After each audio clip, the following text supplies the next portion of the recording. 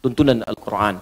Dan semua tuntunan Al-Quran ini, jika benar kita pelajari, kita ikuti, maka ada janji yang disampaikan oleh Nabi SAW, diteruskan oleh riwayatnya Al-Imam Al-Bukhari di kitabnya Al-Jami' As-Sahih Al-Musnad Al-Mukhtasar min Umur Rasulullah SAW wa sunanihi wa ayyamihi, nomor hadis 4719. Al-Bukhari menerima dari Hajjaj bin Minhal, Hajjaj bin Minhal menerima dari Syu'bah, Syu'bah menerima dari Al-Qamah bin Marthad, Al-Qamah bin Marthad menerima dari Sa'ad bin Ubaidah, Sa'ad bin Ubaidah menerima dari Abu Abdurrahman As-Sulami, Abu Abdurrahman As-Sulami menerima dari Uthman bin Affan radhiyallahu taala anhu, dan Ali bin Abi Thalib karamahullahu wajhah anin Nabi sallallahu alaihi wasallam qaal khairukum man ta'allama al-Qur'ana wa 'allamah. Kata Nabi, jika ada orang baik, maka yang terbaik di antara yang baik itu adalah orang yang mau belajar Al-Quran dan mengamalkan isinya. Dan semoga kita yang tengah belajar ini dimasukkan oleh Allah Subhanahu wa taala kepada hadis yang telah Nabi tegaskan. Untuk itu mari kita mulai kajian kita dengan kembali membahas surah An-Nur pada ayat yang pertama dan ayat yang kedua insyaallah. Hari ini saya bawakan satu contoh kitab. Nanti kalau sudah masuk ke hukum, saya akan coba bahas dari beberapa kitab. Ini satu yang saya bawa hari ini, Rawa'i'ul Bayan fi Tafsiri Ayatil Ahkam, karangan Syekh Ali As-Sabuni. Ya, jadi nanti ini satu saya coba bahas. Nanti kita bahas juga nanti kitab-kitab yang lain termasuk di tafsirnya, ya, misalnya Syekh Al-Qurtubi dan Syekh yang lainnya, termasuk beberapa bagian tafsir-tafsir. Hari ini kita tajamkan dulu untuk bagian ayat pertama dengan kedua. Sekarang kita ambil bagian akhir penutup di ayat pertama dan mengantar pada ayat yang kedua. Bismillahirrahmanirrahim. Kita baca dulu sama-sama supaya mendapatkan pahalanya. A'udzu billahi minasy syaithanir rajim.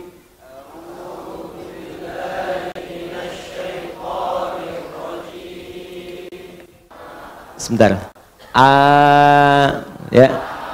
Di ada 3 huruf, sebagian menyebut 2, itu yang enggak ada sekat. Jadi begitu dibacakan langsung mengalir dari bagian bawah nafas, ya, sampai dengan keluar di lisan, di mulut. Itu disebut harful hawa. Ada hamzah, alif, ha. Sebagian tidak menyebutkan alif karena ada hamzah. Jadi hamzah, alif dan ha. Itu enggak ada sekat. Jadi dari sini langsung keluar. Ya. Disekat di sini di ha. Ya. Jelas disekat di lidah, misalnya di gigi jadi ya.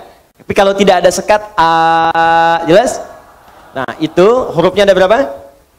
3. Satu apa? Alif. Kedua apa? Hamzah. Ketiga apa? Baik. Ini huruf apa? Tar, saya hapus dulu supaya kelihatan. Bismillah.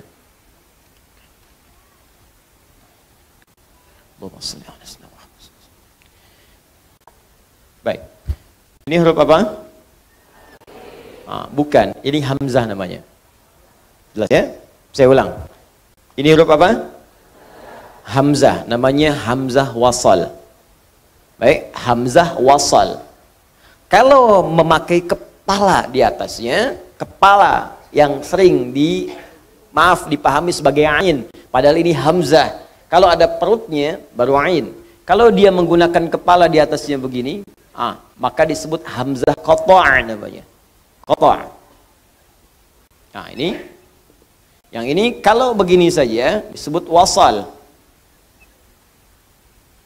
Wasal itu bisa disambung kalimatnya tanpa hamzahnya dibaca.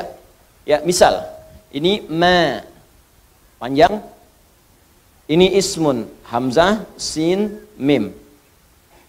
Jelas? Ini begini, ismun. Ini ma. Kalau kita kemudian satukan ini ma dengan ismun. Ismun itu nama. Saya mau tanya siapa namamu? Kalau laki-laki tambah ka di ujungnya, perempuan tambah ki. Gampang ya? Ma ismu tambahkan ka, mas muka. Ka. Ya. Kalau perempuan apa? Ki, mas muki. Jelas ya? Jelas? Kalau sudah jelas gak usah ditanya lagi. Mas Yono, Mas Asep, jelas ya? Mas mu, ini ismun, ini kaf. Ini hamzahnya wasal. Kenapa disebut wasal? Wasal itu bersambung. Artinya bisa langsung nyambung tanpa harus dibaca hamzanya. Jika ada kalimat sebelumnya ma, ada ismun, cukup hilangkan harakat kasrahnya, langsung dibaca masmuka, masmuki. Ya, misal di Quran bisalismul fusuqu ba'dal iman. Bismillahirrahmanirrahim. Bismillah asalnya ba, ismun Allah, dibaca bismillahirrahmanirrahim. Hamzahnya tak perlu dibaca di situ ketika bersambung. Tapi kalau yang seperti ini qata, mau nggak mau harus dibaca. Nggak bisa nggak dibaca.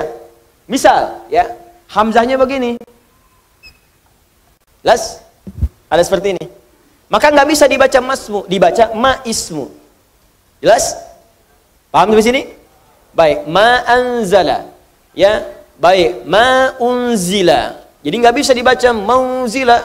Ya, manzala, tidak, unzila, anzala, hamzahnya bunyi. Paham? Kalau alif, dia letaknya di pertengahan kalimat atau di akhir kalimat yang berfungsi memanjangkan huruf sebelumnya. Contoh, di tengah-tengah kalimat, ini fa, ini ta, ini ha. Fataha. Lalu ditambah alif setelah fa, jadi begini. Baca fatah. Ya, fatah. Ya, ketika ditambahkan alif kemudian di pertengahannya, maka huruf sebelumnya dibaca panjang 2 harakat. Fa, di alif itu huruf yang terletak di pertengahan atau akhir kalimat untuk memanjangkan huruf sebelumnya. Atau di akhir misalnya. Misal, ra, mim, alif gini. Baca. Rama. Jangan takut salah. Pokoknya kalau ada alif di ujungnya, pasti harokatnya a panjang. A, rama. Nih. Bo, kemudian ha, ada alifnya. Baca. Doha. Jangan takut salah. Baca. Kalau enggak a awalnya, kalau enggak a, i atau u, selesai. Hidup ayu. Baca harokat pertama dengan 3 kemungkinan. Kalau enggak hamzah a, kasrah i atau u, enggak ada yang lain. Jelas? Baik. Lihat sini. Doha. Kadang-kadang ini alifnya tidak harus tegak lurus. Ya, tapi kadang-kadang bisa agak bengkok dia. Ya, dalam bahasa Jepang bingkeng dia. Ini. Gini. Gini. Baca. Duha wad duha wal laili idza. Ini alif. Yang ini alif. Ya, jelas di sini? Baik. Ya, jadi ada dia bisa di akhir, ada dia bisa di awal. Nanti kita akan dapatkan kalimat itu ketika masuk kepada ayat yang kedua nanti. Jelas sampai sini? Baik, ini hamzah. Ini alif, kemudian ada ha, 3 ha seperti ini, harful hawa. Ha. Antara hamzah alif dengan ha nggak ada sekat. Begitu disekat misalnya, salah satunya sekat di sini. Ya, dari hamzah a menjadi a, ditekan di sini. Ya. Hati-hati. Ini ada ain. Kalau ini tutup begini, cuman kepalanya saja, maka bukan ain, ingat tuh hamzah. Awas, karena ada sebagian yang membaca hamzah dibaca ain. Ya, amana billah, amana, bukan amana. Ya, tapi yang ini ain, yang ini a. Jelas? A'udzu disatukan hamzah dengan ain. A'u. Sekat di sini a. Gak usah malu. Pokoknya ucapkan aja. Ya, namanya belajar, kalau salah tuh wajar. Kalau sudah merasa benar, untuk apa belajar? Jelas? Ya, jadi kalau Anda sedang belajar menemukan guru yang ketat, berbahagia. Syukur pada Allah. Syukur karena itu Allah berkehendak belajar kita benar. Dan jangan marah pada guru seperti itu. Ya, ibu silahkan dibaca, guru private diundang ke rumah. A'udzu bu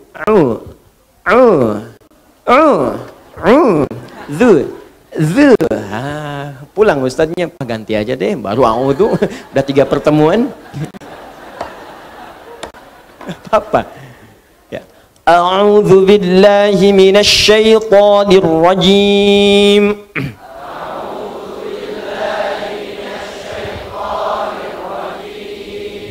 Bismillahirrahmanirrahim. Bismillahirrahmanirrahim.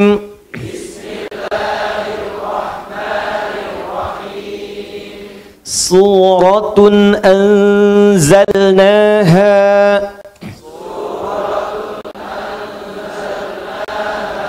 wa faradnaha wa anzalna fiha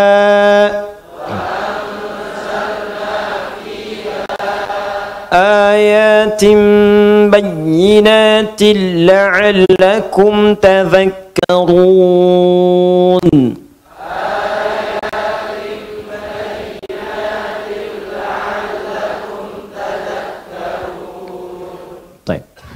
Kita berharap mudah-mudahan sebelum dibahas tafsirnya Allah berkenan memberikan pahala pada kita saat membacanya. Ya, saya tidak ingin menghilangkan sedikit bagian pun yang mungkin bisa kita dapatkan. Di pertemuan 1-3 telah kita sampaikan bahwa Allah pada ayat yang pertama ini ingin menegaskan di surah ini satu surah, bukan 1-2 ayat tapi seluruh ayatnya satu surah ini saya turunkan kata Allah. Dan saya wajibkan bagi kalian untuk mengamalkannya jika kalian ingin mendapatkan cahaya dalam kehidupan. Karena itu surah ini disebut surah cahaya. Mata menatap, alhamdulillah, mendapat bimbingan cahaya. Telinga mendengar, ada cahaya di pendengaran kita. Kaki melangkah, mendapat bimbingan cahaya dari Allah. Maka saya turunkan kata Allah satu surah yang dengan kalian membahas, mengkaji dan mengamalkan surah itu seluruhnya, dan saya wajibkan kalian mengamalkan isinya, bukan sekedar dibaca. Kalaupun ada yang baca surah ini sampai khatam berkali-kali, ratusan kali, ribuan kali, tapi tidak mengamalkan isinya, maka besar kemungkinan dia tidak bisa mendapatkan cahaya yang dijanjikan. Lalu saya terangkan kata Allah, semua rumusan untuk mendapatkan cahaya itu dengan keterangan yang jelas, ayatim bayyinat. Keterangan-keterangan dariku, tanda-tanda dariku, petunjuk-petunjuk dariku, kata Allah dengan sangat jelas. Bayyinah itu, Bapak Ibu sekalian, kalau di dunia hukum itu bukti yang sudah nyata, yang nggak bisa ditolak lagi. Lam yakunil ladzina kafaru min walal musyrikina munfakkina hatta bayyinah. Ya, orang-orang kafir itu, orang-orang musyrik itu dari kalangan ahli kitab, ya, kata Allah, sulit mempercayai kamu Muhammad sallallahu alaihi wasallam sebelum datang kepada mereka bukti yang jelas. Karena itu pada Nabi Muhammad sallallahu alaihi wasallam oleh Allah diberikan tanda yang sangat jelas, yang mustahil bagi mereka untuk mengelak dari tanda-tanda itu. Di kitab mereka dituliskan seorang nabi akhir zaman punya tanda di pundaknya. Ya, begitu dilihat di pundaknya tandanya ada. Seorang nabi akhir zaman ketika berjalan dari sejak kecil akan ada awan teduh yang menaungi. Tandanya jelas kelihatan. Ya, seorang nabi akhir zaman akan punya tanda begini-begini, semua tandanya muncul semua. Dan itu diketahui oleh mereka. Tidak ada celah kemudian untuk mengelaknya. Seperti persis matahari terbit di timur, kemudian tenggelam di barat. Itu bayyinah.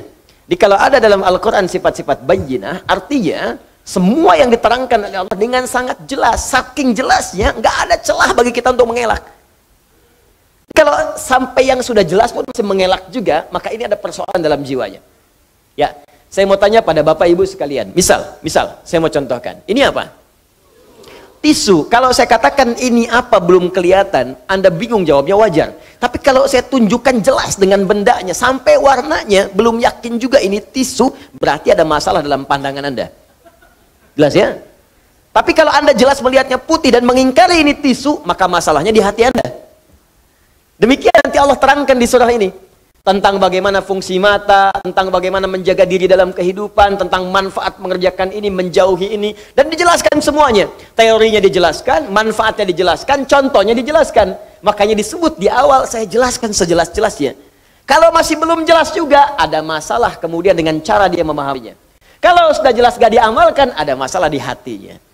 Kalau sudah jelas kemudian gak beriman juga, ini ada masalah dalam jiwanya. Pelan sampai sini? Paham? Baik. Kemudian apa fungsi semua ini saya terangkan kata Allah dengan jelas.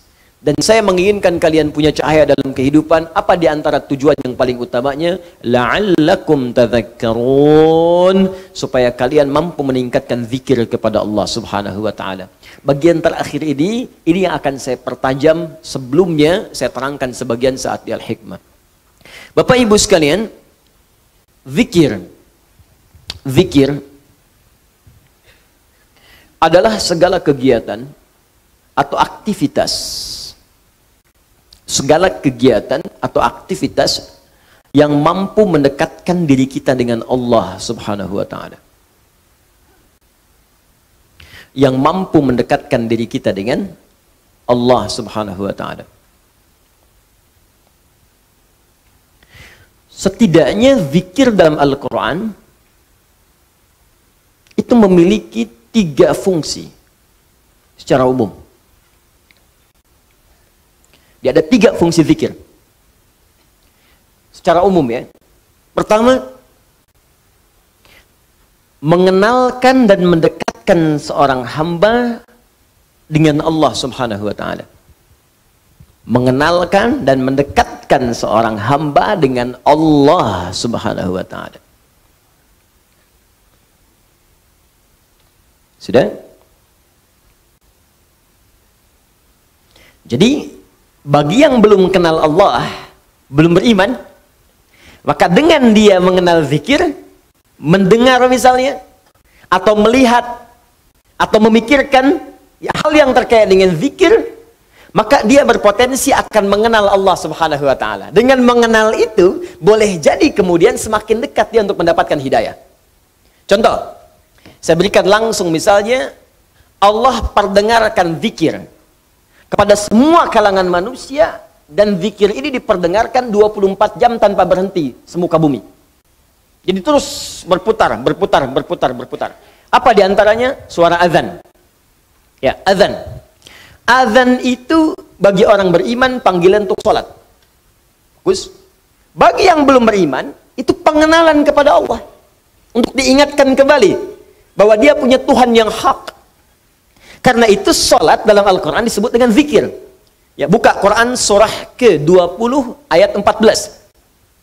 Ketika Allah menegaskan kemudian kepada Nabi Musa alaihissalam, kata Allah, innani anallah, la ilaha illa ana, fa'budni wa aqimis salata li dzikri.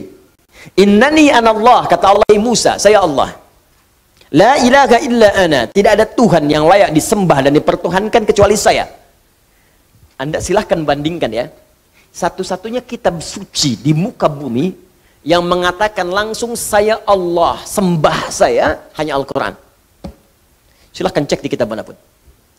Anda temukan, adakah satu kitab yang mengatakan saya Tuhan, sembah saya? Silahkan cek. Hanya di Al-Quran tertulis, innani anallah. Di mushaf dituliskan, di Quran dibacakan. Innani anallah, kata Allah, saya Allah. Dan kalimatnya menggunakan inna. Harfu tauqidin wa nasbin, tansibul isma wa tarfa'ul khabara, mabniyun alal fathi la mahalla lahu minal i'rabi.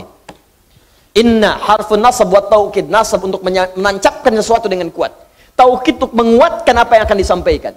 Kata Allah, innani, saya ini, saya tegaskan pada kalian. Ya, tancapkan di dalam jiwa-jiwa kalian, kata Allah. Cuman saya yang Tuhan.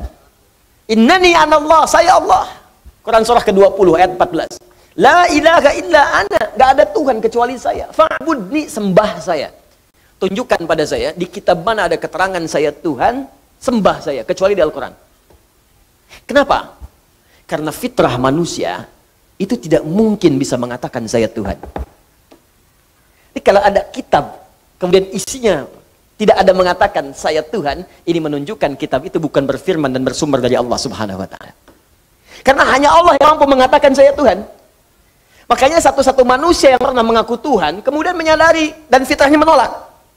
Kan satu-satunya Fir'aun tuh. Direkamkan dalam Al-Quran, ana rabbukumul a'la, saya Tuhan kalian yang paling gede. Ya, lalu ketika dia akan tenggelam, bukan ralat-ralat ya Allah. Ya, al-ana hasasul haq. Di surat Yusuf muncul nih, muncul kebenaran. Ya, ketika kemudian perempuan menggoda, muncul kebenaran. Sama juga Fir'aun ketika mau tenggelam, alan, sekarang nyadar kamu bukan Tuhan. Tuh. Di fitrah manusia itu nggak bisa mengaku Tuhan. Kalau mengaku yang setara-setara itu, setara itu ada nilai kemanusiaannya, mungkin Nabi, ada, banyak. Ngaku Nabi ada, karena sebagian sifat kenabian itu, sifat-sifat manusia, sifat kemanusiaan, fitrah. Makanya manusia ada di antara mereka, mengaku Nabi, ada. Ya, kan banyak tuh. Sekarang pun ada Nabi baru lagi tuh. Allahu Akbar, tiap bulan tuh. Tiap bulan ada aja yang baru-baru. Ya, Anda bayangkan. Tapi mengaku Tuhan, nggak ada. Karena itu cuma di Al-Quran langsung yang menyebutkan. Ini menunjukkan Quran benar firman Allah. Kata Allah, saya Tuhan, gak ada Tuhan selain saya, sembah saya. Bagaimana menyembahmu ya Allah? Fa'budni wa aqimis salat. Tunaikan salat li dzikri, supaya engkau bisa kenal denganku, zikir. Supaya engkau bisa dekat denganku. Karena itu panggilan untuk salat, panggilan yang mengenalkan Allah. Silahkan cek 5 kali dalam sehari, dibagi dalam setiap waktu. Kalimat panggilan salat dibuka dengan kalimat apa? Allahu Akbar, Allahu Akbar. Allah. Di bagi yang belum pernah dengar Allah selama hidupnya, walaupun dia belum beriman, diperdengarkan. Allah, Allah, Allah. Setidaknya akan bertanya. Anak kecil yang hidup di lingkungan orang-orang yang belum beriman akan bertanya, Allah, apa itu Allah? Siapa itu Allah? Pagi baru bangun tidur diperdengarkan. Ya, bahkan yang belum bangun bisa diperdengarkan. Allahu Akbar, Allahu Akbar. Siang kedengaran lagi. Sore kedengaran lagi, maghrib kedengaran, mau tidur diperdengarkan lagi. Dari bangun tidur sampai tidur lagi diperdengarkan. Dan saya sering katakan, cuman lafaz azan yang dikumandangkan di bumi yang tidak pernah berhenti. Karena itu jadwal sholat ketika disusun itu Anda terlihat ada perbedaan kan? Tanah Kusir dengan Pondok Indah beda mungkin sekian menit. Ini sekian menit, ini sekian menit, sekian menit. Mesir selesai adzan, Libya adzan. Libya selesai, Tunisia adzan. Tunisia selesai, Maroko adzan. Maroko selesai, Aljazair adzan. Nyebrang langsung dari Italia ke Spanyol ke Prancis terus. Di Indonesia pun begitu. Dari Sabang sampai Merauke 24 jam nggak pernah berhenti lafaz adzan. Jadi zikir, manfaat yang pertama bisa mengenalkan seseorang yang belum kenal Allah dengan Allah. Karena itu tidak sedikit orang mendengar adzan masuk Islam. Diperdengarkan. Anda bayangkan? Ada orang dengan mata melihat tayangan. Ya, makanya bikin Bapak Ibu status-status yang baik. Di Facebook, tayangkan aja hadis, ayat, isi dengan dakwah. Boleh jadi apa yang kita tampilkan mungkin dilihat orang dan kalau bukan dia mendekat kepada Allah atau dia kemudian menjadi beriman kepada Allah. Yang sudah beriman semakin kuat imannya. Yang belum beriman begitu melihat status Anda, mari berbuat baik dalam kehidupan. Al-Quran surat sekian, ayat sekian. Mari kita berbuat jujur, hadis Nabi SAW. Teman Anda mungkin bukan semuanya Muslim. Begitu melihat ajaran Islam yang sesungguhnya, dia melihat, dia mengamati, tiba-tiba besoknya dia beli mushaf, dilihat, dikaji, dan memutuskan mengucapkan asyhadu an la ilaha illallah wa asyhadu anna Muhammad Rasulullah. Karena status yang Anda tulis di media sosial itu. Maka ketika dia beramal selama hidupnya, Anda mendapatkan bagian dari semua pahala yang dia dapatkan. Cuman satu yang Anda tuliskan. Ini bikin status. Tanah Kucir macet ya. Apa yang didapatkan? Nggak ada yang dapat gitu kan. Ini zikir. Zikir, zikir. Jadi bagi yang belum kenal, kenalkan, kenalkan, kenalkan. Bagi yang sudah kenal, maka zikir ini akan mampu mendekatkan pelakunya semakin dekat dengan Allah Subhanahu wa Ta'ala. Karena itu orang yang rajin sholat, semakin banyak sholat, semakin dekat dengan Allah. Nggak percaya silahkan Bu, Pak. Kalau yang masih sholatnya fardu saja, apalagi yang kerjanya, maaf ya, menyendiri, belum senang jamaah, itu perasaannya masih biasa. Beda dengan ketika Anda mulai memburu masjid untuk jamaah. Di rumah pun pengen jamaah. Beda ketika Anda mulai memburu salat sunnah, malam tahajud, siangnya duha dikerjakan, rawatib tak tinggal. Demi Allah saya katakan, demi Allah, wallahi, Anda akan mendapatkan kenikmatan iman dalam jiwa. Yang ketika tertinggal sunnah, Anda bisa gelisah. Itu tanda Anda sudah mulai semakin dekat dengan Allah Subhanahu wa Ta'ala. Contoh lain, Al-Quran disebut zikir. Quran surah ke-15 ayat 9. Inna nahnu nazzalna dzikra wa inna lahu lahafizun. Sungguh kami telah turunkan Al-Quran sebagai zikir. Anda kalau sedang baca Al-Quran, zikir, sedang zikir, zikir. Semakin meningkat levelnya, saya udah nggak mulai mau baca lagi, saya pengennya langsung menghafal. Baca, menghafal. Maka meningkat langsung. Tingkatnya dari yang cuma 1 naik langsung 4. Disebutkan di Quran surah 54 ayat 17, 22, 32, 40. 4 kali disebutkan dengan kalimat yang sama. Walaqad yassarnal Qur'ana lidzikri. Sungguh kami telah mudahkan Al-Quran untuk dihafalkan. Menghafal Quran disebut dengan zikir. Karena itu, orang yang baru baca dengan yang telah menghafal, kedekatan dengan Allahnya beda. Nggak percaya silahkan cek. Anda yang baru baca, besoknya baca lagi, meningkat, baca lagi. Semakin banyak baca, semakin dekat dengan Allah. Yang menghafal lebih daripada itu. Tambah lagi, ngulang lagi, murajaah lagi, bangun tahajud, ulangi lagi. Semakin terasa perbedaannya. Doa. Bagian dari zikir. Quran surah ke-7 ayat 205. Wadhkur rabbaka fi nafsika tadarruan wa khifatan wa dunal jahri minal qaul. Makanya ketika Anda sedang berdoa, bukankah semakin merasa dekat dengan Allah? Ya kan? Ada perasaan berbeda dalam hati kita kan? Nah, jadi yang pertama, fungsi zikir itu mampu mendekatkan diri kita dengan Allah Subhanahu wa taala. Kalau sudah dekat orang ini, maka akan terjadi dua hal dalam hidupnya. Fokus. Hal pertama, mudah mengerjakan perintah Allah, dan yang kedua, mudah meninggalkan larangan Allah Subhanahu wa taala. Satu, mudah mengerjakan perintah Allah Subhanahu wa taala. Dan yang kedua, mudah meninggalkan larangan Allah Subhanahu wa taala. Udah, sami'na wa ata'na saja. Kata Allah, salat, siap ya Allah. Puasa, siap ya Allah. Infak, siap ya Allah. Zakat, aku usaha supaya zakat ya Allah. Dia bekerja itu dapat kekayaan bukan supaya pengen kaya, supaya pengen zakat, Bu. Coba lihat, Pak. Perhatikan cara berpikirnya ya. Orang kalau sudah imannya tinggi, dengan Allahnya semakin dekat, jadi dia ingin meraih kedudukan dunia itu bukan untuk mendapatkan dunianya, untuk mendapatkan kedekatan ridha Allahnya.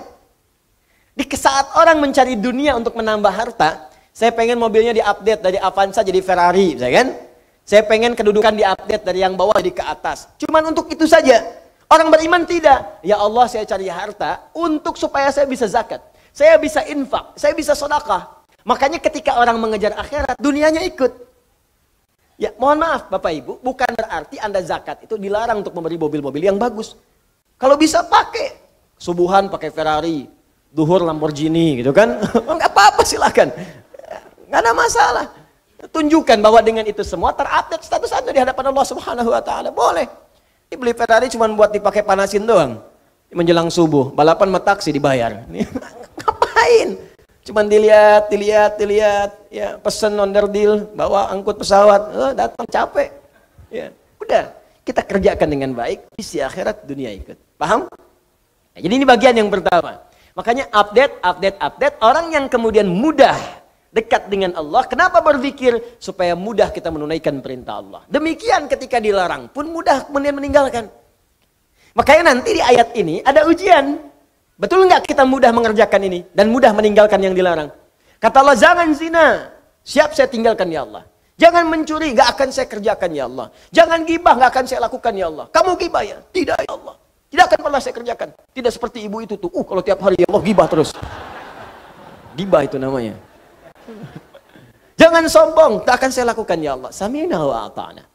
Ya, jadi teman-teman sekalian, dalam dua konteks ini, orang-orang yang dekat dengan Allah Subhanahu wa taala, ya, ketika dia kemudian mendekat kepada Allah, dengar kalimat Allah, bagi yang belum beriman, boleh jadi bisa kemudian memutuskan untuk beriman. Dengan izin Allah kita berdoa, mudah-mudahan yang belum beriman diberikan kekuatan oleh Allah Subhanahu wa taala untuk mengucapkan syahadat. Amin. Ustaz Afwan, ada yang ingin masuk Islam. Alhamdulillah. Mari kita bahas. Alhamdulillah. Baik, disiapkan dulu kalau sudah siap. Oh, ini perempuan ya, Mbak Olivia Catherine.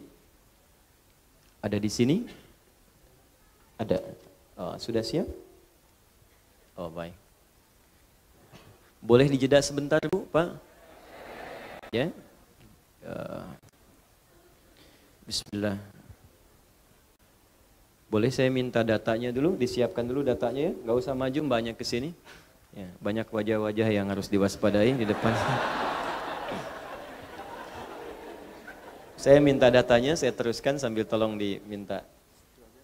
Ya, di situ aja di dalam, kemudian mic-nya di dalam. Ya, karena beliau perempuan, kita jaga kehormatan beliau, ya supaya saya cukup mendengar suaranya. Mohon di datanya dulu ya. Saya pinjam KTP-nya mungkin sebentar supaya saya bisa ketahui. Jangan-jangan nanti begitu saya sapa Pak Surya yang jawabnya.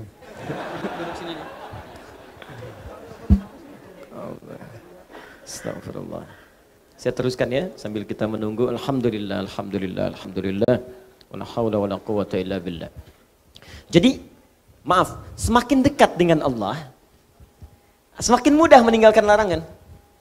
Jadi kalau pengertian terbaiknya begini, kalau Anda susah meninggalkan larangan Allah, berarti Anda belum dekat dengan Allah. Itu Pak. Bu, kata Allah jangan gosip, masih gosip, Anda belum dekat dengan Allah. Jangan berselisih, masih berselisih, Anda belum dekat dengan Allah. Jangan mencuri, masih mencuri. Jangan korupsi, masih korupsi. Jangan mencela, masih mencela. Jangan ribut, masih ribut. Berarti belum dekat dengan Allah. Sebab kalau sudah dekat dengan Allah itu mudah mengerjakan perintah, gampang meninggalkan larangan. Itu prinsipnya. Karena itu kata Allah, saya turunkan di satu surat. Satu ayat belum cukup, 2 ayat. 2 ayat belum cukup, 3 ayat. 3 ayat belum cukup, 4 ayat. Nih sekarang kalau 4 ayat belum cukup, saya turunkan satu surat. Suratun anzalna. Sesurat saya turunkan. Ujungnya la'allakum tadhakkarun. Dengan satu surat ini kamu belajar supaya dekat dengan Allah. Jadi kalau saya sudah turunkan satu surat belum dekat juga, kata Allah, perlu saya turunkan berapa surat lagi? Ya. Ini bagian pertama. Jadi kita evaluasi dulu sebelum kita lanjutkan. Bagian pertama tentang zikir dengan segala detail dan pengertiannya. Apakah sampai dengan pagi ini? Baik, perintah dan larangan itu sudah mudah kita kerjakan untuk perintah dan mudah kita tinggalkan untuk larangan. Kalau belum, berarti ada bagian zikir tertentu yang belum kita sempurnakan pelajarannya. 2. Zikir bermanfaat bisa melahirkan ketenangan yang dalam pada jiwa. Membuat hati lebih tenang. Dalilnya ada di Quran surah ke-13, Ar-Ra'd ayat ke-28. Di pertengahannya. Ala bi dzikrillahi tatma'innul qulub. Ala harful ihbari wat tawkidi. Harful ikhbari wat tawkidi. Huruf yang digunakan untuk menyampaikan informasi dan menguatkan apa yang akan disampaikan itu. Ala, demikian cara menerjemahkannya. Aku beritakan pada kalian dan aku tegaskan.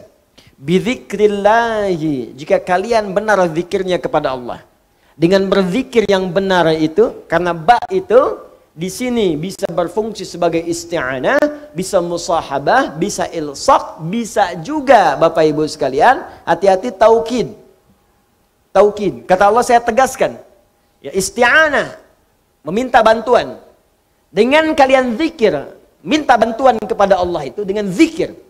Ya, atau musahabah, mendekat kepada Allah. Dengan mendekat kepada Allah lewat zikir, tatmainnul qulub, maka dampaknya akan menenangkan kepada jiwa, kepada hati. Makanya orang-orang yang sering berzikir dan bagus zikirnya, karena dekat dengan Allah, hatinya tenang Pak. Bu. Nah karena itu semua amalan zikir membuat kita tenang.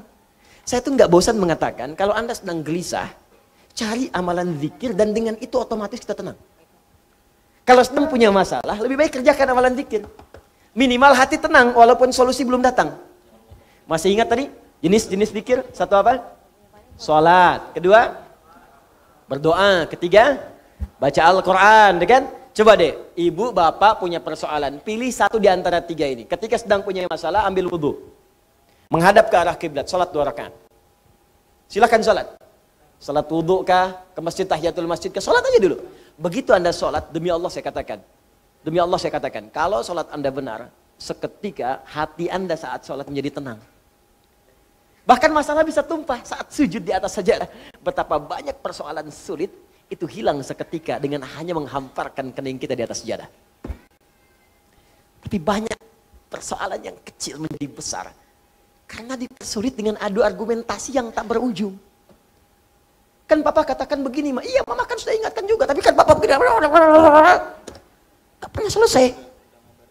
Ada orang yang cuma bangun takbir Allahu Akbar, kemudian sujud. Dia tekankan keningnya di sajadah itu. Dia curahkan perasaannya, mengalir air matanya. Begitu salam assalamualaikum, pasrah jiwanya, tenang hatinya. Walaupun solusi belum datang, tapi ketenangan itu sudah ada. Dan ketenangan itu setengah dari solusi. Makanya orang tidak ingin kehilangan ketenangan. Orang lebih baik berkurang dunia dibandingkan hilang ketenangan. Cek kalau nggak percaya, cek ya. Anda pilih mana? Kaya tapi gelisah atau miskin tapi tenang? Jangan pilih yang ketiga. Kaya tapi gelisah atau miskin tapi tenang? Pilih.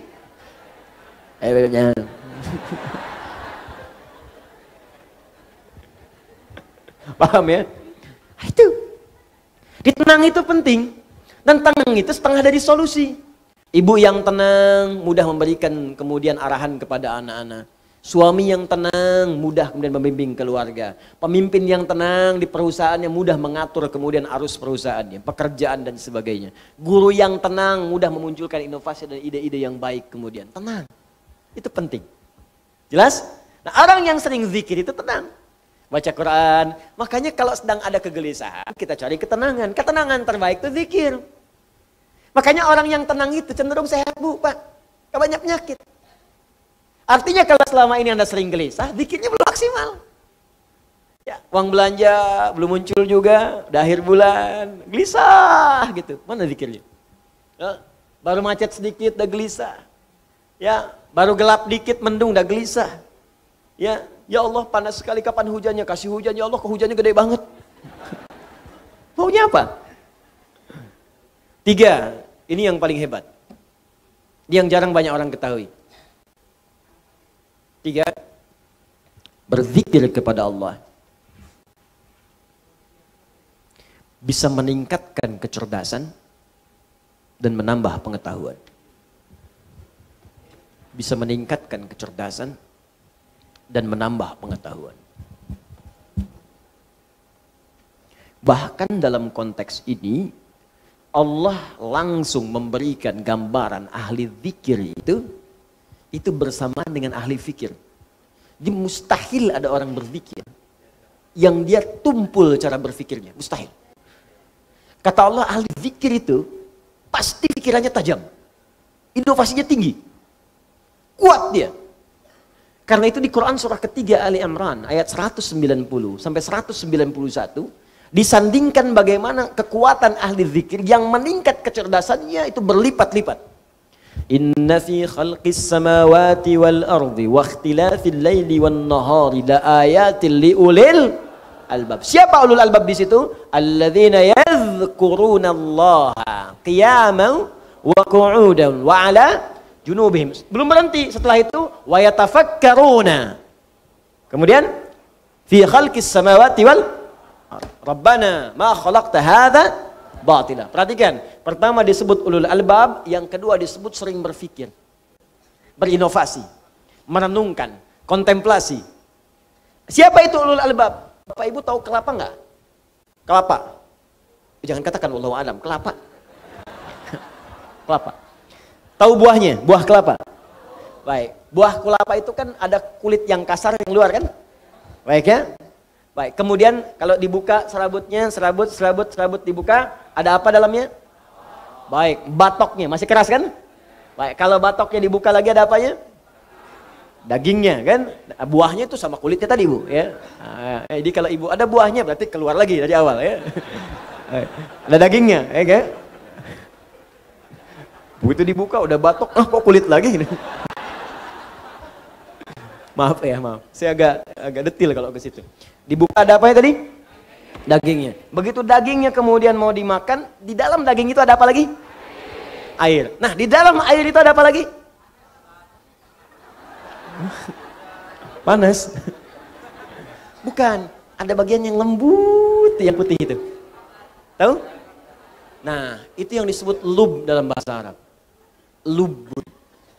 Jamaknya albab. Lub itu yang paling dalam dari sesuatu. Lub. Jadi kalau kita belajar itu, ada orang yang masih menangkap kulitnya luarnya. Ustadz dan nerangin sampai 2 jam. Ini kemana sih arahnya nih? Masih di kulit. Masih serabut tuh, masih serabut. Iya kan? Oh, zikir. Batok.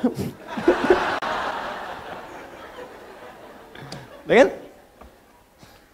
Oh, dekat dengan Allah, daging. Allahu Akbar, sami'na wa ata'na. Itu ulul albab. Lub, bagian dalamnya. Bahkan ada orang yang baru disebutkan satu huruf, satu kalimat, dia sudah paham. Oh, ini arahnya akan ke sini. Ada orang-orang, anak-anak yang belajar, baru disebutkan judulnya ini, sudah terbayang di kepalanya. Pembahasannya 1, 2, 3, 4, 5, 6. Ulul albab. Ya, ketika seseorang baru berpikir untuk tafsir, ada orang diberikan oleh Allah keistimewaan untuk ta'wil. Ketika seseorang baru berpikir, perjalanan akan ditempuh dari Bandung, kemudian ke Jakarta dalam waktu 3 jam. Ulul albab, bagaimana kosornya? Sudah tersusun oleh dia. Bahkan ada yang sudah memetakan kilometer sekian, kosor, jamak kosor, sekian, sekian, sekian, macet sekian, ulul albab. Ada orang terpikir untuk masuk kampus saja. Saya akan masuk kampus A misalnya. Atau ada yang mengatakan saya, aduh kuliah kemana nanti? Nanti aja deh. Itu belum sampai Batok. Baru naik tuh. Ya. Baru naik. Pohonnya aja belum. Kalau sudah dia berpikir sampai dari atas dulu, saya ingin jadi ini. Kuliahnya ke sini, ininya ini. Sampai kampus pun dia ikuti. Saya pengen kuliahnya di kampus ini, kurikulumnya dia ambil, dosanya dia lihat tuh semua. Ulul albab. Ulul albab. Nah, orang yang ulul albab ini kebiasaannya, Allahu Akbar. Dia merumuskan sesuatu dengan teliti, terpikir. Jadi kalau dia jadi pengusaha, runtut usahanya. Ini modalnya, ini sekian, keuntungan sekian, tantangan sekian, ini sekian, visinya begini, ini. Gup, mulai, jalan. Dia jadi pemimpin, dia rumuskan. Berapa yang saya pimpin, objeknya mana, berapa kalangan, ini karakternya apa, ini bagian apa, ini bagian apa, ini yang harus dirumuskan. Ada. Ini yang harus saya lakukan. Jadi guru, apa yang mau saya terangkan? Targetnya apa nih? Murid bisa ini, bisa sholat. Oh, fikih sholat yang diajarkan. Apa yang target yang harus disampaikan? Bikin kurikulumnya, begini. Dalilnya begini, caranya begini, bacaannya begini, hikmahnya begini. Turunkan, ulul albab. Jadi kalau karakteristik ulul albab ini hadir dalam jiwa kita, maka hidup kita akan jadi terarah dan semua apa yang kita kerjakan pasti sukses. Karena itu, perhatikan baik-baik. Ibu, Bapak masih ingat jenis zikir pertama yang saya sebutkan tadi apa? Salat. Salat menjadi amalan pertama yang Allah perintahkan kepada Nabi Muhammad SAW untuk dikerjakan oleh para umatnya dari kalangan sahabat sebelum hijrah ke Madinah. Allah tidak mengajarkan puasa dulu, bukan haji dulu, bukan umrah dulu, bukan zakat dulu, tapi salat dulu. Begitu salat diajarkan dengan baik, semua para sahabat seluruhnya dengan profesi apapun yang mereka jalani, semua sukses tanpa kecuali. Tunjukkan pada saya sahabat mana yang tidak sukses dalam hidupnya. Semua sukses. Walaupun kadar kesuksesan itu bagi setiap orang relatif. Bagi si A, saya pengen jadi guru, udah sukses. Bagi si B, manajer sukses. Bagi si C, direktur sukses. Walaupun itu bisa relatif, tapi semua menjangkau. 12.000 sahabat Nabi. 38 menjadi panglima. Kekuatan satu panglimanya bisa menaklukkan Persia dan Romawi. Satu diplomatnya bisa menaklukkan Afrika. Amr bin As cuman ekspedisi dari mulai Mesir, Libya, Tunisia, Maroko, Aljazair sampai ke Syam. Sekarang 4 negara. Jordania, Libanon, Palestina, Syria. Itu semuanya muslim sampai sekarang. Cuman satu orang diikutin para sahabat dari belakang. Satu orang ikut ketika hijrah kemudian ke Ethiopia, ke Habasyah. Sekelompok sahabat Nabi dipimpin Ja'far, ya, bin Abi Thalib. Kemudian sebagian ada yang ikut satu orang saat ekspedisi ke Cina, ya. Singgah kemudian di Baras, 414 km dari kota Medan. Singgah di situ, singgah saja Islam senusantara. Kemudian jadi Indonesia, Malaysia, Brunei Darussalam, Filipina Selatan, Thailand Selatan, Rakhine sukunya Rakhine sampai sekarang. Bukan karena keislamannya, karena Allah jaga dengan nilai Islam itu. Yang paling penting itu kok bisa ada yang sukses, tenang hatinya. Tidak, berislam itu sukses. Berislam itu tenang. Islam itu solusi. Islam itu inovasi. Jadi kalau Anda sudah masuk Islam, belum sukses, belum tenang, belum bisa berinovasi, ada yang belum sempurna kita pelajari. Itu poinnya. Karena itu ketika seseorang dekat dengan Allah, maka ditambahkan pengetahuan. Tadi yang saya katakan, turun Quran surah kedua di akhir ayat 282, paling kiri sebelah bawah. Wattaqullah wa yu'allimukumullah. Semakin kau tingkatkan takwamu kepada Allah, semakin aku tambahkan pengetahuan kepadamu. Demi Allah saya katakan, perhatikan oleh Anda biografi orang-orang dulu di masa yang lalu. Orang-orang hebat, yang penemu dari mulai matematikawan, fisikawan, kimia, ahli pakar di bidang macam-macam. Silahkan cek. Pendidikan pertama mereka sebelum belajar hanya memaksimalkan 2 hal. 1, menghafal Al-Quran. 2, memaksimalkan sholat.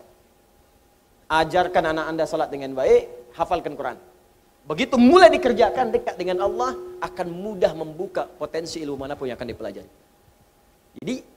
Jadi muslim itu jangan terbatas kemudian hafal Quran, tahu hadis, amalkan. Di Quran itu ada dorongan untuk menjadi ahli-ahli di bidang-bidang tertentu. Di hadis ada dorongan jadi ahli kimia, ahli fisika, ahli matematika, ada. Ayo berkembang. Dan saya merindukan ada dokter hafal Quran. Ya kan? Tentara hafal Quran, polisi hafal Quran. Ya insya Allah presiden hafal Quran, gubernur hafal Quran. Ya semua insya Allah. Diamalkan dalam kehidupan. Insya Allah, demi Allah, tidak ada orang Islam memegang posisi tertentu dalam hidup kecuali memberi maslahat, termasuk pada non-muslim yang hadir di sekitarnya. Jadi kalau ada orang Islam tidak memberi maslahat atau mengganggu bahkan kepentingan non-muslim, berarti ada yang kurang tepat dengan keislamannya. Bapak Ibu misalnya begini, maaf sekali, saya kasih ilustrasi begini. Anda punya anak, bapak ibu sedang tidur, tiba-tiba kebakaran misalnya. Ya, terus apinya semakin besar. Anak itu santai aja, entah mimpi apa gitu. Ya, kebakaran masih tidur aja. Nah, bangun, nggak bangun juga. Tidak ada pilihan lain kecuali menarik dia untuk keluar. Saya mau tanya, bapak ibu tarik nggak anak itu? Diseret keluar. Kenapa? Takut terbakar. Nah, maka saya katakan kepada Anda, neraka itu lebih kuat. Neraka itu lebih dahsyat. Ya, dan keburukan ancaman itu lebih kuat. Karena itu, ketika seseorang akan menjauh dari pintu keislaman, kita tarik dia supaya tidak terjerembab. Paham sampai situ? Baik. Dan diantara cara untuk menguatkan keislaman adalah mempelajari hukum-hukumnya. Orang yang dekat dengan Allah, zikirnya kuat kepada Allah, maka yang pertama akan ada ketenangan dalam jiwanya. Yang kedua, semakin kenal dan dekat dengan Allah. Yang ketiga, semakin meningkat kemudian keilmuan dan kecerdasannya. Nah, karena itulah kemudian ketika Anda ingin meraih semua itu, maka ditutup oleh Allah dengan kalimat la'allakum, harfut taraji. Saya pernah sampaikan pertemuan lalu, huruf la'alla, la'allaka, la'allakum, ketika disebutkan khususnya dalam Al-Quran, maka disebut dengan huruf at-taraji. Artinya, huruf yang menunjukkan harapan yang ingin diraih, tapi mustahil bisa didapatkan kecuali dengan kesungguhan untuk meraihnya. Tidak semua orang-orang yang menghendaki dekat dengan Allah bisa dekat, kecuali yang sungguh-sungguh. Tidak semua orang yang ingin pintar, ingin tenang, bisa tenang dan pintar, kecuali dengan sungguh-sungguh. Karena itu kata Allah, sebelum saya tutup ayat yang pertama ini, kata Allah, saya turunkan satu surah, yang dengan satu surah itu, saya terangkan dengan sejelas-jelasnya. Tidak ada celah untuk diragukan. Tidak ada yang samar di dalamnya. Saya wajibkan kalian untuk mengerjakannya. Kalau kalian benar sungguh-sungguh mengerjakannya, la'alakum, maka kalian akan dekat dengan saya, kata Allah. Kalau sudah dekat dengan saya, maka saya berikan anugerah. Pertama, saya berikan ketenangan dalam jiwa. Saya bimbing untuk sukses. Saya bahagiakan dan saya tingkatkan kecerdasannya untuk peka menyikapi kehidupan. Anda bertanya, bagaimana caranya ya Allah? Maka diturunkanlah secara detil di ayat kedua sampai ayat-ayat berikutnya. Saya bacakan dulu ayatnya, kemudian nanti kita akan lihat bagaimana cara mengkajinya. Az-zaniyatu waz-zani fajlidu kulla wahidin minhuma mi'ata jaldah wa la ta'khudhukum bihima ra'fatun fi dinillah in kuntum tu'minuna billahi wal yawmil akhir wal yashhad 'adzabahuma ta'ifatun minal mu'minin. Ayat yang kedua saya bacakan cepat dulu. Fokus baik-baik Bapak Ibu sekalian. Masih ingat yang tadi saya sampaikan? Zikir itu secara umum bentuknya ada dua. Kalau bukan perintah, apa namanya? Larangan. Perintah seperti sholat, zakat, puasa, baca Al-Quran, umrah, haji, perintah. Ada yang kedua, bentuknya larangan. Nah, di ayat yang kedua ini kita diajarkan oleh Allah zikir dalam bentuk meninggalkan larangan-larangan Allah Subhanahu wa taala. Larangan yang pertama yang disampaikan langsung oleh Allah, pertama, jika Anda ingin dekat dengan Allah, tidak terganggu pikiran dalam kehidupan, di kecerdasan tetap terjaga, hati tetap tenang, kesuksesan bisa diraih, maka yang pertama kata Allah, tinggalkan jauhi zina. Saya ulang, tinggalkan jauhi apa? Zina. Larangan yang pertama, larangan untuk menjauhi dan meninggalkan dan atau meninggalkan zina.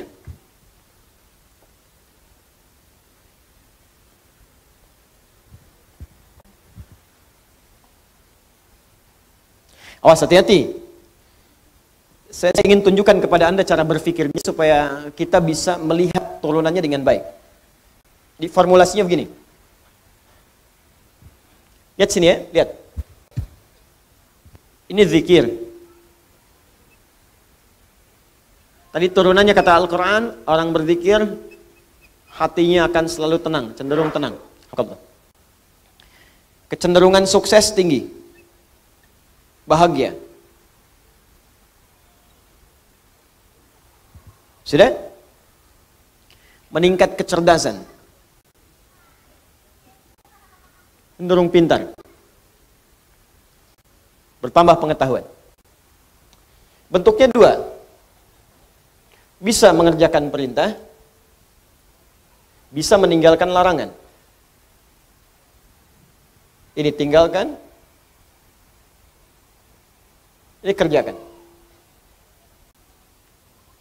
Do it, leave it.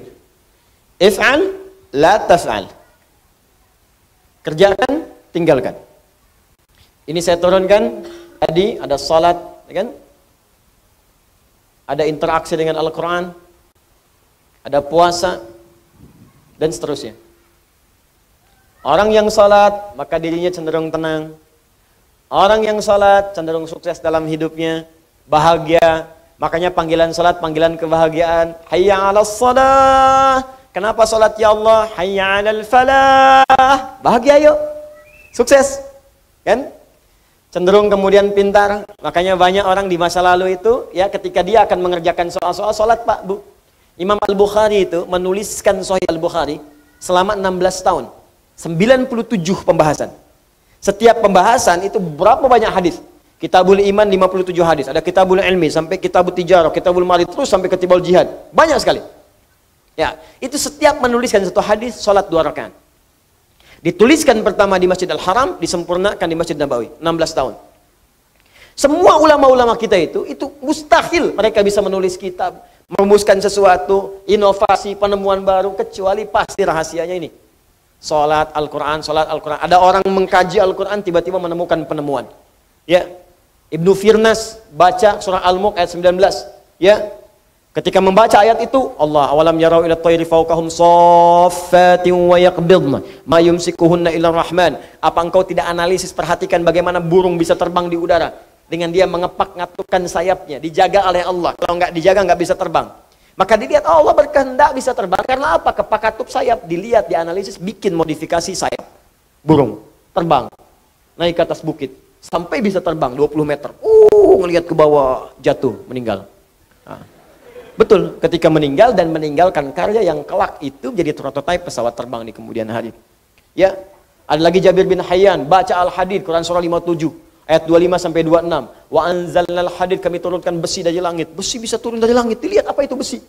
Dicari besi. Sekarang terbukti meteor ada yang bahannya dari besi. Ya, turun dari langit. Waktu itu bingung, apa ini besi? Apa sih besi itu menarik? Dibawa ke labnya besi.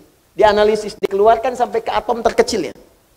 Dianalisis sampai sumber-sumbernya. Sampai sekarang nomor atom besi itu terambil dari Al-Quran. Nomor atom besi Fe verum, F besar E kecil. Nomor atomnya 26. Ya, setiap atom itu punya isotop untuk menjaga stabilitas atom. Saya dulu belajar kimia. Ya. Nomor 55, 56, 57, 58. Ada 4 isotopnya. Yang paling stabil isotop nomor 57. Surah 57 ayat 25 sampai 26. Itu ada sejarahnya. Bukan John Dalton yang pertama kali menemukan atom. Jabir bin Hayyan. Ya, saya baca, kalau lagi kosong-kosong saya pergi ke toko buku. Saya beli tuh buku kimia, buku fisika, matematika, latihan, lihat-lihat. Nggak tahu nanya. Buka YouTube, lihat, belajar. Saya baca, Pak. Ada anak mahasiswa datang, kamu dari mana? Kedokteran, Ustaz. Mau belajar apa? Ini, kamu bawa modul kamu kedokteran semua ke sini. Terangkan pada saya baru ajarkan pada kamu pengetahuan yang kamu inginkan. Jadi saya senang belajar. Baca. Dan ketika kita pelajari, ternyata semua relasinya dengan Islam itu tinggi. Ya, saya sering bahas, fisika juga banyak kaitannya. Fisika itu paling banyak. Karena fisika itu kaitan dengan metafisik. Metafisik paling tinggi itu ya belajar agama. Agama itu ya Islam. Makanya ketika orang belajar fisikanya benar, itu pendekatan ke Allahnya tinggi. Ya, dari bab pertama aja, bab gaya kan di fisika pertama kan. F1 sama dengan F2, gaya gerak sama dengan gaya dorong. Apa yang masuk itu yang keluar. Yang masuknya kecil, mukul kecil, maka bunyinya kecil. Mukul besar, bunyinya besar. Imannya sedikit, amalnya sedikit. Imannya kuat, amalnya makin kuat. Ya. Hukum gayanya, gaya berbanding lurus dengan tekanan, F berbanding lurus dengan P. Ketika orang ingin bergaya menunaikan ibadah, tidak akan luput dari tekanan. Ada hambatan. Apa di antara hambatannya? Banyak. Ada hambatan pribadi, hambatan di tengah, mau berangkat ke masjid tiba-tiba hujan. Bagaimana mengatasinya? Rumusnya turunkan. Mau ke masjid hukum jamak qashar, S sama dengan V dikali T. Jarak, ya, kecepatan dikalikan dengan waktu. Ya, mencari kecepatan S sama dengan S dibagi T, V sama dengan S dibagi T. Jadi ketika kita mau ngukur ke Bandung, kecepatannya berapa supaya nggak dikosor? Nyampe. Makanya kalau mau ke Semarang pakai pesawat karena kecepatannya tinggi, waktunya semakin cepat. Ya, berangkat kemudian jam 11, nyampe jam 12, zuhur aja belum. Apa yang mau dikosor? Jelas kan? Ini kita belajar tuh begini, ditarik ke akhlak, nyambung. Akhlak, F, gaya berbanding lurus dengan tekanan, hukum Pascalnya. Gaya berbanding lurus dengan tekanan, semakin banyak gaya, semakin tertekan. Akhlak. Banyak pokoknya. Oh, pokoknya indah deh, kalau belajarnya benar tuh enak. Di fisika tuh nggak berhenti di kampus, di kuliahan, dibawa ke masjid masih diterapkan fisika. Ya, hukum hambatan, gaya Ohm, macam-macam. Enak pokoknya kelihatannya. Di Thomas Alva Edison itu kalau baca surat An-Nur aja, ayat 35, udah selesai tuh, nggak akan sampai 1000 kali bikin bohlam.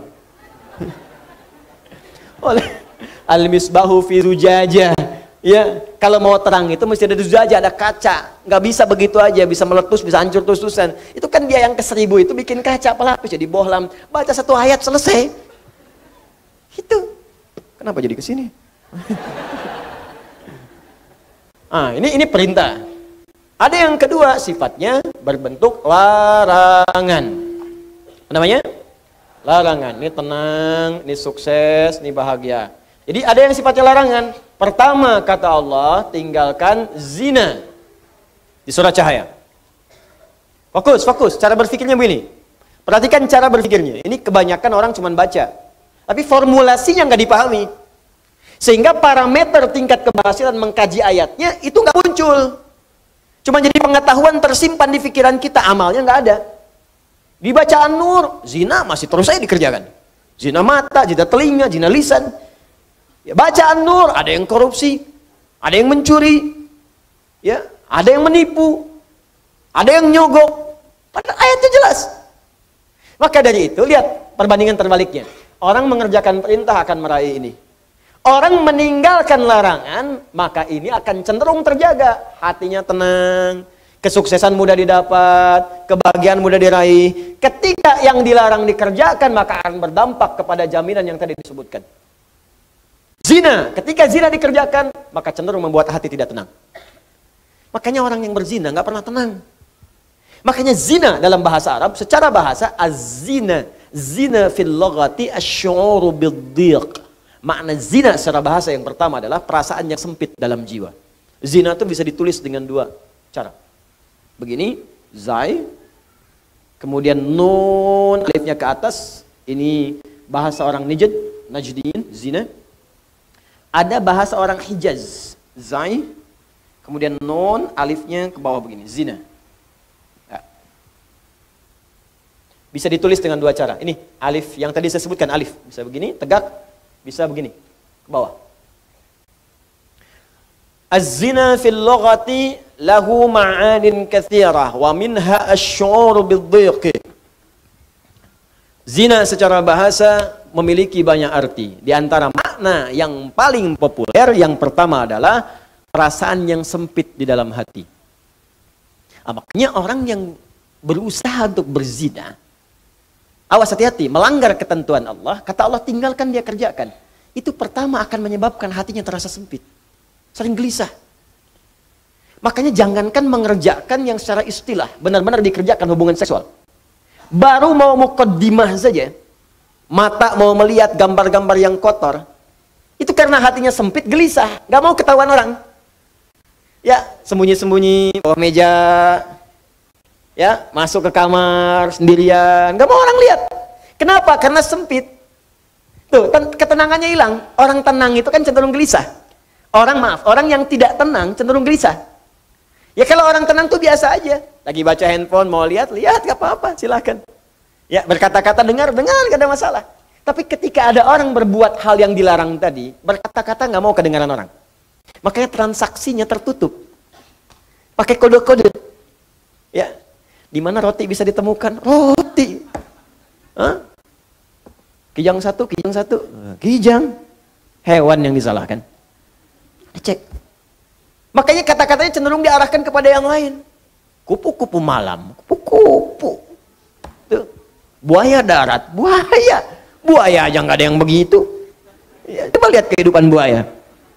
Iya, ada buaya yang berzina. Ya, buaya emang hidupnya begitu. Ya, yang bayangkan. Jadi saya mau katakan, orang yang melanggar ketentuan ini pasti hatinya gelisah. Awas, suami yang mencoba, pria yang mencoba kemudian bergaul di luar hal yang dibenarkan dan mencoba untuk berzina, pasti akan gelisah hidupnya. Puncaknya apa? Kesuksesan akan berpengaruh. Betapa banyak karir hancur gara-gara kemudian perbuatan ini. Ya, betapa banyak kebahagiaan hilang, hancur rumah tangga, berpisah kemudian. Anak-anak kemudian jadi terlantar. Makanya mikir dulu, kalau ada orang sudah berumah tangga, ada anak, berpikir untuk berbuat yang ini, mikir anak-anak Anda, kasihan. Anda tega kemudian dia diolok-olok di sekolahnya. Bapak kamu pezina ya? Ibu kamu selingkuh ya? Itu anak Anda mau berbicara seperti apa? Dia masih kecil. Butuh perhatian yang dalam. Makanya orang yang berbuat hal yang seperti ini, pasti pertama akan terganggu kemudian ketenangan jiwanya. Kesuksesannya akan berpengaruh. Kebahagiaannya akan sirna. Dan yang paling dahsyat adalah, biasanya, ini akan fatal, berpengaruh kepada kecerdasan dan yang lainnya. Ya, bisa kecerdasan kepada otaknya, intelektual, bisa kecerdasan pada emosinya. Banyak kok Ustadz, orang yang zina pintar otaknya, tapi emosinya tidak ada. Untuk apa pintar otaknya kemudian emosi tidak terkendali? Banyak orang tak mampu mengendalikan emosinya sehingga kepintarannya menghasilkan mafsadat yang lebih luas lagi.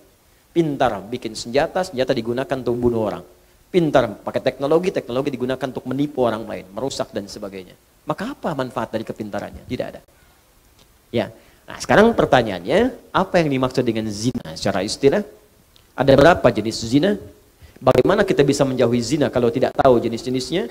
Itu kita akan bahas insya Allah di pertemuan berikutnya. Waktunya habis, Joni.